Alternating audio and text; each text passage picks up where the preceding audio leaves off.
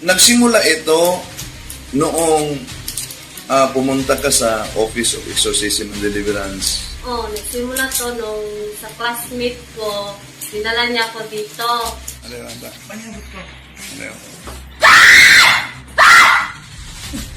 Panyabot ko. Nag-react ka? Nag-react yung body ko nun.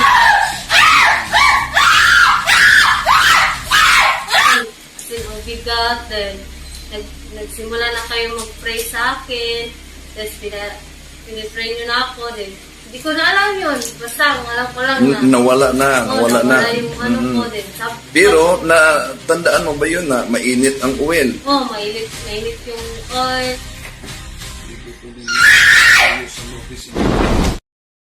Okay, kumusta? Welcome mga kapatid sa ating live streaming. At tatalakayin natin itong kaugnay sa conversion. May mga ngaral din sa Islam na nagsabi na piki daw. Kaya nga pinakita natin yung kanyang birth certificate, di yan piki. No? Practicing Muslim talaga yan. Pero bakit na siya'y yumakap sa simbahang Katoliko na binyagan, na kumpila na? Samahan niyo. Kasi umalingan, pag palaging inulit-ulit ay magmukha talaga ang katotohanan para sa ating mga kapatid na kulang ang kaalaman. Ang pagkadaya ay maranasan sa iba't ibang paraan. Pero napakasakit pag madaya tayo sa pananampalataya dahil nanganib pati ang ating kaluluwa. Viva Cristo Rey! Pro Dio et Ecclesia! Kumusta at welcome sa lahat nating mga suking taga-subaybay. Inanyayahan natin, huwag kalimutan na bilang suporta sa channel, pindutin ang like at huwag din kalimutang mag-subscribe at pindutin ang bell button para updated kayo mag-comment at i-share ninyo. Kasi umalingan, sandali muna. Kumusta sa lahat? Grabe, ang lakas ng uwan ngayon dito, no? Welcome sa ating live streaming mga kapatid. Galing ako sa renewal ng lay minister kanina at may nakilala ako na si Bro Constantino Akayan. Sabi niya si Dr. Vito Cavainero, palaging nagsubaybay sa atin, no, diyan sa Manila. Dr. Vito Cavainero. Hello po, Doc. At sa lahat na mga nagsubaybay sa atin. Okay, di na natin pa tatagalin pa. Ito ang bahagi sa conversion ng isang Maranaw ito. No? Isang Maranaw na practicing Islam talaga. Dahil daming mga kinikwento niya kaugnay sa fasting nila. Kung lalo na sa gabi na sila'y kakain. Dami siyang mga sinishare. No? Ito mga kapatid, ang bahagi sa interview namin. Nagsimula ito noong pumunta ka sa Office of Exorcism and Deliverance. Nagsimula to nung sa classmate ko, dinala niya ako dito. Ano yun, anda? Panyabot ko. Ano yun? Panyabot ko. Panyabot ko. Yung lalaki, Muslim din yan. Yun, pagpasok ko sa office, ang bigat ng pakiramdam ko, then parang ayaw ko sumali sa prayer. Panyabot ko.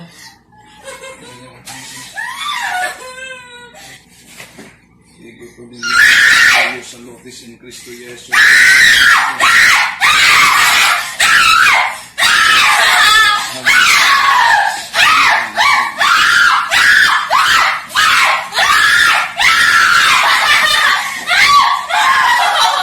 Pero pinasali ako, nag-try ako, then ang bigat talaga ng pakiramdam ko, then Nag-react ka? nag-react yung body ko nun.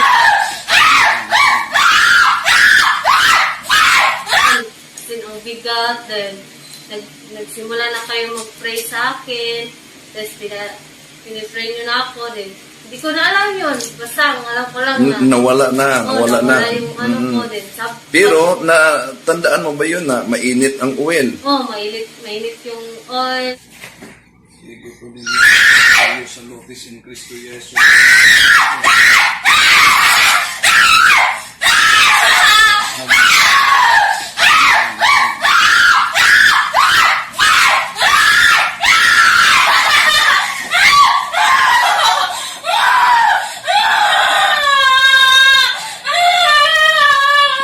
Mainit yung holy water. Di ka ba nagtaka na ikay isang Muslim, ngunit yung simpleng water, simpleng oil, mainit sa'yo? Yun nga nagtaka ko na meron pa yung yung asin. Oh, yung exercise salt, no? So, nang nagbalik ang malay mo, anong pakiramdam mo sa katawan mo? All evil spirits associated with these cells and constitutions. Gaan na siya. Dahil yun, hindi ko nga alam na nag-iyak pala ako, na grabe pala yung ko. Yung reaction mo. Oh. Then yun, sinabi ng mga classmate ko na grabe yung iyak ko, grabe yung sigaw ko. Panyabot ka. Dadaan. Panyabot ka. Panyabot ka. Ko ha, sumisigaw pala ako, nagtaka nga. Okay, at isa sa mga nakapahikayat nila, lalo na sa mga kapatid nating Muslim, na bukas talaga ang isipan, yung naganap na debate namin din ni Ustads Ahmad Barcelon. No? Galing sa Manila, pumunta talaga dito, naghamon ng debate. At ito ang bahagi lang. Alam nyo, na kahit ang kasama ni Ustads Ahmad Barcelon, nakatabi niya mismo, sumakabilang buhay na Miheres NP, si Ustads Dawood, no? Si the late Bro Dave Diaz, na-convert siya pagkatapos sa debating ito. Ito na debate, mga kapatid. So, meron pong 15 minutong paglilinaw para kay Brother Wendell Tanibong. Yung pong rules na kung saan napag-usapan natin, magtatanong lang siya. Hindi po siya pwedeng magribatal. O kung ano pa man. Magtatanong lang at kung anong tanong, aantayin niya kung anong sagot ng ating kapatid na si Sir Barcelona. Okay, start now. Unang sagot.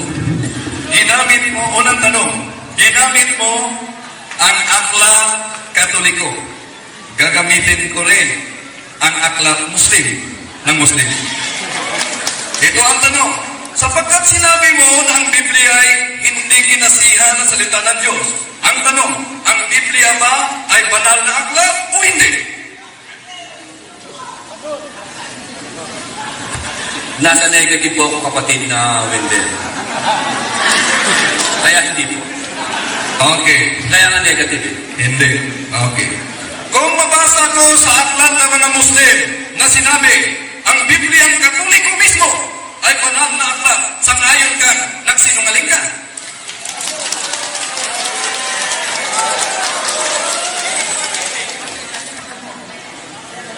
Ginamit namin ang salitang banal, ngunit hindi namin pinaniniwalaan ito para naman may parating sa inyo na may mga kasulatan talaga na nauna ka sa Quran. Kung gayon, aaminin mo na ginamit mo para ng mga Muslim ang salitang banal na tumutukoy sa Biblia. Ngunit ang sagot mo kanina, hindi banal ang Biblia. Alin ang totoo? Ang nakasulat o yung sinabi mo? Ang sinabi ko, Kung gayon, aaminin mo sa harap ng mga Muslim ang nakasulat ay mali. sinagot na kita, kapatid na Wendell. Sinagot na kita. Ginagamit namin ang pagsusulat para lamang may parating sa inyo na meron kami pinaniniwala ang aklat na mga nauna pa, natatatawag namin banal. Ngunit hindi yung tinutukoy na Biblia niya na hawak mo, lalong hindi ito. Ang tinutukoy natin siguro na salita ng Diyos sa Biblia, yung original na kalagayan nito. At ipag-representa mo yun, maniniwala kami kagad. Kung ipabasa ko ngayon sa moderator na ang tinutukoy na banal na aklat ay ang Bibliang Katoliko, sang ayon ka ba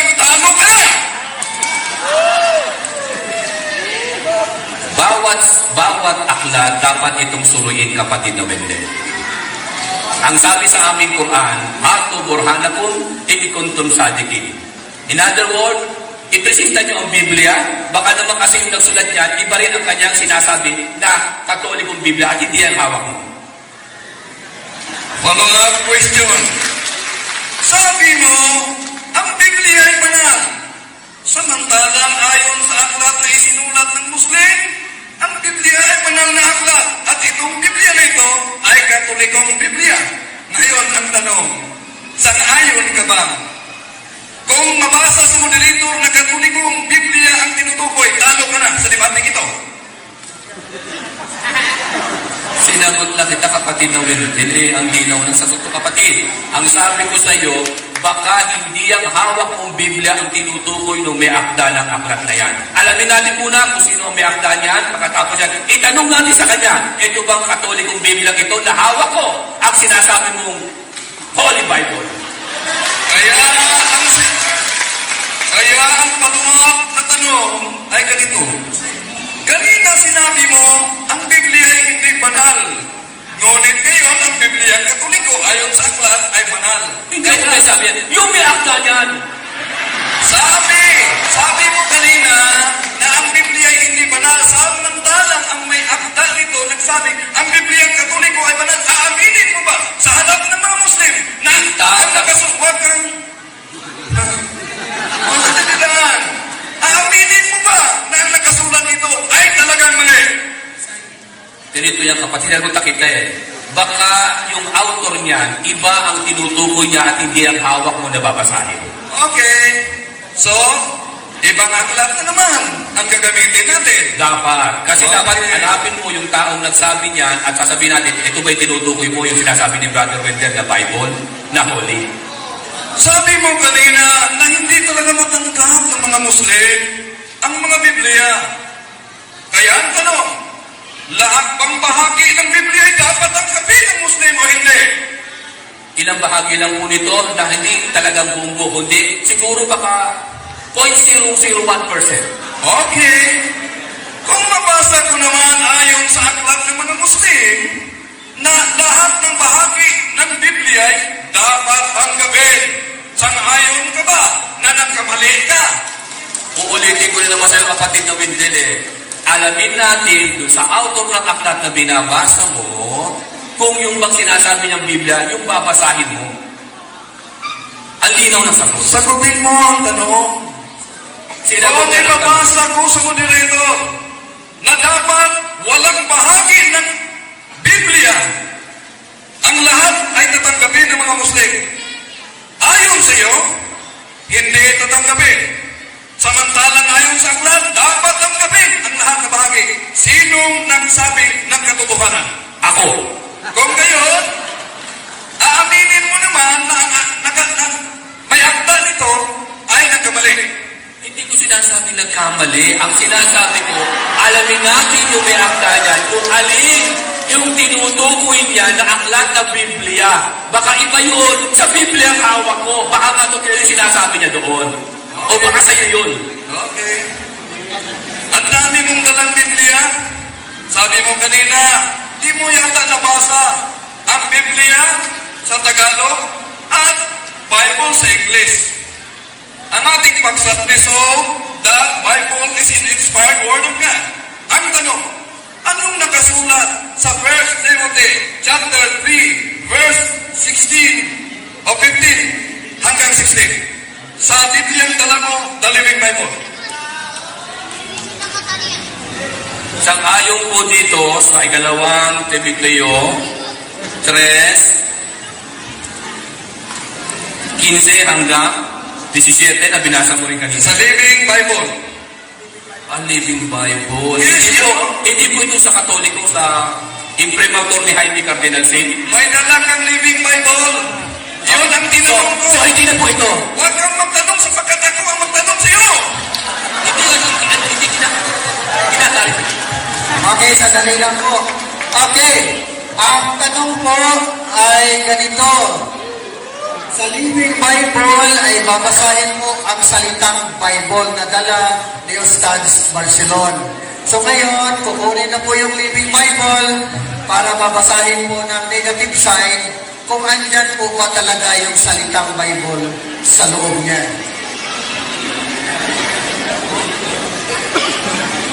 Konting katahimikan lang po, ha? Konting katahimikan lang po. Hindi po nakakapag-concentrate yung mga gwapo nating mga debater lang po. Tahimik lang.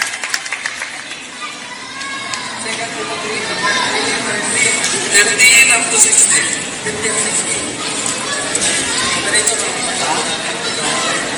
Ako na. Ito po ang pagkakasabi sa Living Bible with paraphrase. The whole Bible was given to us by inspiration from God and to make us realize what is wrong in our lives. It strengthens us out and helps us to do what is right. Tanong, sang-ayon ka ba ng ating paksa ay nabasa mo sa Biblia ang dala mo mismo?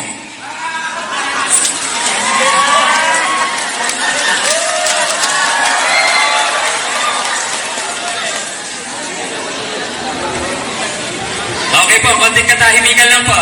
Opo. Konting katahimikan lang po. Okay, ano pa? Okay. Hindi po ako sangayon. Okay. Hindi sangayon, sister. Follow-up question. Bago pa lang nabasa mo ang dala mo mismong Biblia na the whole Bible. Ngayon, sabi mo hindi ka sang-ayon na nabasa mo. Kung ngayon, baliin mong pinagulaan na yung ginamit mo at binasa mo ay nasa loob mismo ang salitang Bible. Pinagugulaanan ko po. Maraming salamat. Sunod na tanong. Sa ngayon ka na ang ating paksa ay nabasa mo sa dala mo mismong Bible. Sangayon po ako. Okay. Kaya nga po ako nagbasa. Kanina sabi mo, hindi ka sang-ayon na nabasa mo. Ngayon, sinabi mo, sang-ayon ka nabasa mo. Alin ang totoo?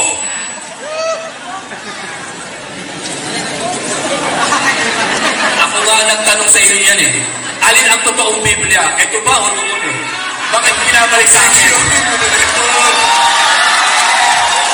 Objection mo na lingkod. Ako ang magtanong, siya ang sasagot. Sige. Okay, tanungin po ang sagot. Ako nga po ang nagtanong noon, moderator. Bakit niya ibinabalik sa akin? Alin dito nga ang totoo? Okay. Kasi ngayon, siya ang tatanong, ikaw ang sasagot. So, mamaya na yun sa komentary ninyo. So, ang tanong, ulitin para masagot ni Ustad. Sabi mo kanina, kapatid na Ustaz, hindi ka sang-ayon na nabasa mo ang salitang Biblia sa hawak ng Biblia. Opo. Ngunit, sinabi mo naman na sang-ayon ka nabasa mo ang ating paksa. Opo. Ngayon, alin ang totoo? Nabasa mo o wala? Nabasa ko. Okay. Very good. Sunod na tanong. Bakit very good lang? Huwag kang magtanong. Ako pa magtanong sa iyo. Baba kasi. Okay. Sabi mo, ang Biblia ay essence, hindi siya salita. Ito ang tanong. May mabasa ba sa lahat na Biblia na dala mo na ang Biblia, pati na yung aklat katoliko, ng Biblia ay essence lang, hindi salita? Kung may mabasa ka, talo na ko! Kapatid na Wendel, ang sabi ko sa iyo, hindi yung mababasa. Ang sinabi ko sa aking pananalita, hindi ito nagpapatunay na ito ay salita ng Diyos. Kundi ito ay may diwa lamang. Diwa sapagkat ang orihinal na salita ng Diyos ay ipinahayag sa orihinal na lingwahe. Follow-up question. Hindi ko tinanong kung ano ang interpretation mo. Ang tanong ko, may mabasa ba sa naturang mga aklat, pati na isali mong aklat ng Katoliko, sa iba't ibang Biblia, na ang Biblia ay diwa lang. Pag may mabasa ka, talo na ako, mag-Islam ako. Wala ganon, kapatid. Kung ngayon, ang sinabi mo na ang Biblia ay diwa lang, sangayon ka, na sinabi mo yun na walang batayan. Hindi po batayan yun, kundi nakikita po natin, diwa lamang talaga eh. Pag sinabing diwa, hindi ito ang original niya, kundi nagpapahayag lamang ito na maaaring galing ito sa salitaan ng Diyos, na original niya. Kaya nga diwa ang tawag doon. Palitan ko ang 2 minutes, 54 seconds. We have 2 minutes only. Sa ibang debate mo, Ustad, napanood ko yun ha. Ang galing mo talaga. Pero sinabi mo sa harap ng mga Muslim at mga Kristiyano, ang salitang Biblia ay hindi mabasa sa loob ng Biblia. Ang tanong, panindigan mo ba yung salita na yun hanggang dito? Mananatili po yan hanggang sa katapusan ng mundo. Okay. Kung ngayon, alam mo ba na sa Bibliang Grego, ang salitang Biblia ay mabasa natin sa loob mismo ng Biblia? Sa Biblia ng Griego po, maaaring may tawag po ng Biblos. Kung may mabasa tayo, ipabasa natin sa muli nito na hindi Biblos, Biblia mismo. Sa ngayon kang talo ka na. Hindi ko po sinasangayunan na ako'y talo. Ang sinasangayunan ko, may mababasa, ikaw naman. Sapagkat yun mismo, ang tinanong ko siya kanina, kung meron ba dito sa mga aklat na ito, at mamay papaliwanag natin. Sa Grego ba, kapatid ng Ustads, ang nalaman mong nakasulat sa loob mismo ay Biblos lang, hindi Biblia?